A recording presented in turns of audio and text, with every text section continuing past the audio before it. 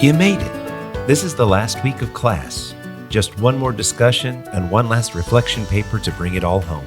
In 1802, at the very beginning of the 19th century, the president of Bowdoin College, Joseph McKean, gave a speech at the opening chapel of the college's very first year of instruction.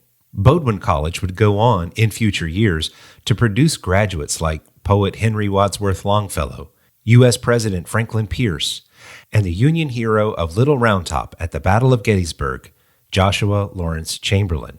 As the first day of classes began at this little liberal arts college, President McKean cast a vision for the school. He said that literary institutions are founded and endowed for the common good, and not for the private advantage of those who resort to them for education. It is not that they may be able to pass through life in an easy or reputable manner, but that their mental powers may be cultivated and improved for the benefit of society. Now, let's be clear. This was for white men who were the sons of wealthy and educated people, but take special note to McKean's hope. Education was not for the advantage of people who earned the degree. He believed that it had a deeper purpose than making money or gaining reputation. Instead, college was important for the common good. McKean believed that each student would be educated for the benefit of society, not merely for the benefit of the student. Well, that was 1802. Here is a photograph of several college presidents of land-grant colleges established in the latter part of the 19th century. The Morrill Acts in 1862 and then again in 1890 provided funding for a bunch of new colleges and universities across the country. These land-grant institutions included schools like the University of Georgia, Clemson, Kansas State, and Texas A&M. But as these colleges were established and they needed to fill the seats in these new schools, land-grant colleges began recruiting students from more places than white wealthy sons of doctors, lawyers, and preachers. They began recruiting kids from farms. New first-generation college students were entering college. Some land-grant institutions provided pathways to education for African-American men, some for women, and some for Native Americans. But as this effort to recruit new students became increasingly competitive, these land-grant university presidents, who were the admissions recruiters of their day, were struggling to convince farmers to send their young men to college. Historians have documented stories where presidents would go to a farmer's house with a Sears Roebuck catalog. They'd put the catalog on the table and say, if your son attends our college to earn a degree, he can buy anything in this book he wants to buy. Can you hear the difference in this message? In the first part of the 19th century, McKean says this education you're about to receive is for the public good.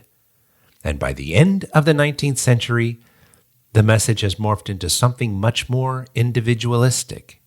You'll have lots of money. There are likely a host of different factors that play into this evolution. As I already described, you've a lot more desks that need filling in 1892 than in 1802. There had arisen a kind of suspicion about the value of education, especially as uneducated farmers could build great wealth further west. The Civil War itself had a significant impact upon the ways people viewed their fellow man. We'd spent the better part of 4 years killing our fellow man. And as railroads and transportation increased, people were not stuck living with their neighbors anymore. They were free to seek their own fortunes with less concern about how their decisions affected their neighbors. Look at these data for miles of railway track. In 1850, there were a total of around 9,000 miles of railway track in the country. In 1850, to get from Missouri to the West Coast would take months of hard travel. But by the time that the 19th century came to a close, one could go from coast to coast in a matter of days. These and other factors likely resulted in a different discussion at the close of the 19th century about the purpose of education. Who cares? What does this shift from education is for the public good to education is for your personal benefit matter?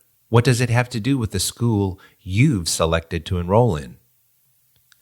Abilene Christian University was founded in 1906. Actually, it wasn't called Abilene Christian at the time. It was the Children's Classical Institute. But in this world torn apart by cynicism, war, isolation, selfish ambition, and societal breakdown, Abilene Christian was chartered to provide a different kind of pathway. Our curriculum was, and continues to be to this day, a reflection of the same hope McKean described for Bowdoin College in 1802. Our mission as a university is to educate students for Christian service and leadership throughout the world. Our mission is not to make sure that you get to buy anything out of the Sears and Roebuck catalog or Amazon that you desire. Rather, it is to serve the public good. In a world that has been broken apart by isolation, fear, confusion, hate, disruption, and suspicion, we expect to educate you in ways that provide for the common good. What will you do with this education? Challenge yourself to answer the question, what good will my education be? Who shall benefit from the time you spend in these classes? In short, how are you going to change the world?